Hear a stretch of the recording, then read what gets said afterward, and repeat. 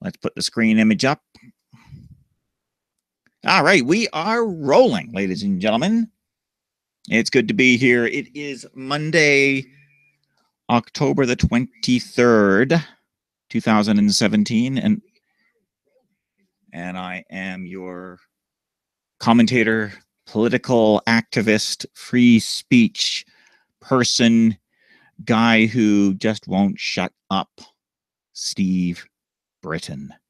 You can find me on Twitter, SC Britton. You can find me on Minds.com, SC Britton. You can find me on Patreon, SC Britton. You can find me on Facebook, Steve Speaks Freely. Just to be different. That's where you can find me. That's who I am. And let's go and get started with Monday's podcast. So what did I want to talk about today? Well, it's the old question and answer thing, isn't it? I'm gonna raise the idea, and I've been hearing this a lot from people, and it's funny because you only hear this term from the left. You never ever seem to hear it from the right, and that is the idea of evidence-based policy. Now, on the surface, it sounds perfectly legitimate. It sounds perfectly reasonable because, you know, the idea is the evidence says this, and because the evidence says this, that means we should do that. Sadly, it doesn't work that way. Evidence-based policy isn't. Not that it isn't policy. It's just that the policy isn't actually evidence-based. And let me explain that. When you make a decision based on evidence, the decision that you make is always filtered through your ideology. If it wasn't, if it was a purely non-ideological decision, then it would be pretty much anything goes, anytime, everywhere. Because there's no moral compass under which to base your decisions. The evidence says murder is bad. Well, okay. Murder is bad. Why? What's the evidence that says the murder is bad? The person that's dead doesn't feel any more pain. The person that's dead isn't experiencing any emotions at all that we can tell. You know, they may even be better off because, you know, they might very well just be in heaven by this point if you happen to believe in that. Wait. There is no evidence of heaven. So what happens now? This is the problem with evidence-based, well, the idea of evidence-based policy. It cannot possibly exist. What it actually is what I think it is, it's a code word. Because the left loves their code words. Nazi is code word for anyone with a better argument than me. White supremacist is a code word for anyone with a better argument than me. Racist is a code word for anyone with a better argument than me.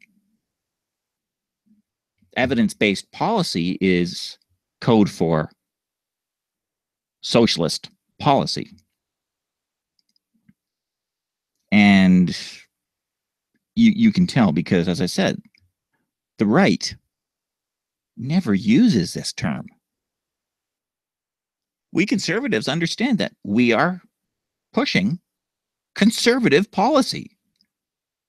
And think about this. If you think about this for a minute, the evidence says smoking is bad for you. So if you had an evidence-based policy, we'd ban smoking. Try that one on for size. The evidence suggests that use of marijuana is bad for you.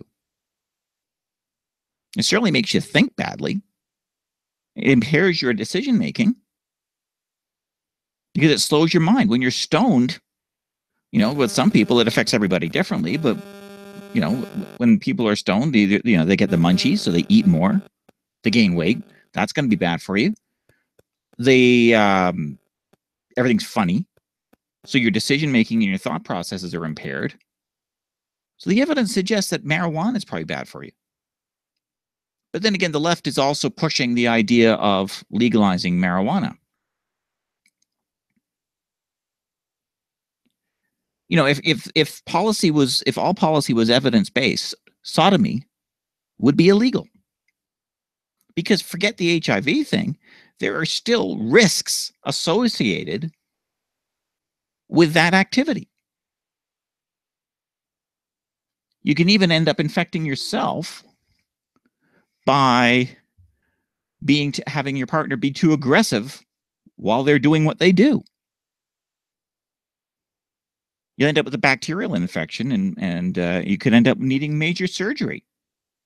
So if we're doing evidence-based policy, let's ban sodomy. Driving is more dangerous than walking. That's what the evidence says, because more people die in car accidents than people who die walking. So we better ban driving. Do you get the point I'm making? Now, obviously, a lot of this is absurd, because no one's suggesting. I'm certainly not going to suggest that we should ban driving or ban private activities in bedrooms. But that's what the evidence suggests. And certainly we can all agree that the evidence says that smoking is bad, or that recreational drugs such as LSD or heroin or crystal meth, they're bad. But there are people who are mostly on the left, who support legalizing all recreational drugs.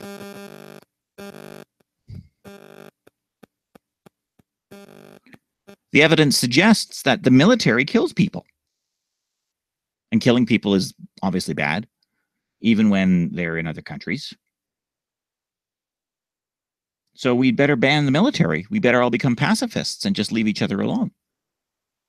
The evidence says that money is unevenly distributed throughout society. So maybe we need to get rid of money. Again, that's absurd. We need some kind of medium of trade, and money is the easiest and best way to do it.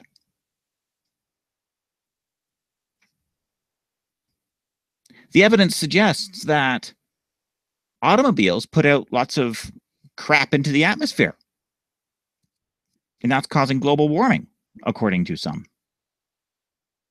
Well, in actual fact, the evidence doesn't suggest that exhaust from cars is the direct and only cause of global warming. The evidence suggests that the world is warming. But let's extend this for a minute. And I'm going to do a little bit of a show at some point on the whole fallacy and the whole deception involved with global warming. But right now, let's take the assumption that the evidence does, in fact, suggest that automobiles are causing global warming. So we better do something about that. We better bring about policy, maybe convert everyone to electric cars. Well, that's what the evidence suggests that we do. Where are you going to get the electricity from? Nuclear power? You can only use electricity. You can only generate electricity as it's needed, or you can store it in batteries. Well, the evidence also suggests that batteries have really nasty chemicals which are very damaging to the environment. That's why you can't throw nickel, cadmium, or lithium-ion batteries in the garbage, because it's bad. It's really bad. It's nasty stuff. So how are we going to power these cars? Let's just suggest that the evidence suggests that the damage caused by the batteries when they're recycled is less than the damage caused by car exhaust. Still, we've still got to generate the electricity to put into these batteries. Where are we going to get that? Well, the evidence says we need to generate it somehow. So the evidence says that we can use power plants, nuclear. Where are you going to put all the radioactive waste that's going to be radioactive for 20,000 years? Coal? Let's not even talk about the evidence about coal fuel. Natural gas? Sea coal. Hydro? Okay. Which salmon fishery are you going to destroy? Are you getting my point? Evidence-based policy isn't. Because you can't balance the damage caused by one set of policy against the other when the evidence says that this is bad and the evidence says that is bad. There's no evidence-based policy in that. You've got to choose one bad thing or the other bad thing. What this is a prime example of, this is a slight deviation from what the actual philosophy of it is, but I'm going to use this. This is the is-ought fallacy. And it is slightly different in the traditional sense. But what I'm going to put out there is the idea of what is does not logically lead to that which should be done. Because this, then we should do that. That is a logical fallacy. There is no connection between what we should do and what is. All that we have is an idea of what we think is right. That is our moral compass. That is our ethical guideline. And left or right, your ethics are most likely to be along the very similar lines as mine for most things. But there is going to be some deviance, some deviation there.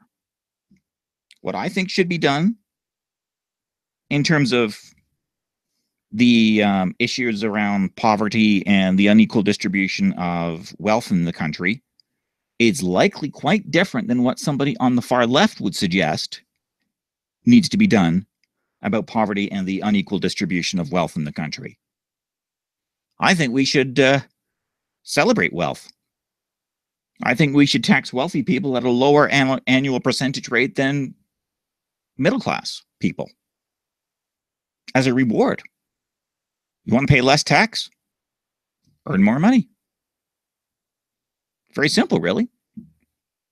And I know the left doesn't like that idea because, hey, he's rich. He must have been exploiting the workers or something. It doesn't work. Evidence-based policy simply doesn't work. So next time that somebody comes out and says, well, the evidence says this, throw that back at them. Evidence-based policy isn't. And see where that takes you. I can tell you where it's going to take you. It'll cause a major argument, which is fine. Arguments are good. But don't fall into the evidence-based policy trap because it is code. It is a smokescreen for socialist and inherently dangerous policy. And the only way to get out of that situation is to pretty much side with them. Because, after all, you don't want to be seem illogical and against evidence, would you? So the way to combat this whole evidence argument is to have a set of evidence of your own, or point out that every policy that the person is purporting to suggest can be countered by another policy, another suggestion, another idea from the other side. At which point, the whole premise of evidence-based policy falls apart, and the person will probably end up screaming racist at you. All right, that's it for me. It's been it's been a short one today, which is fine with me. I don't mind doing the short ones for these live broadcasts. But in any case, I have given you the ideas of where you can find me: Patreon, Facebook, Minds.com.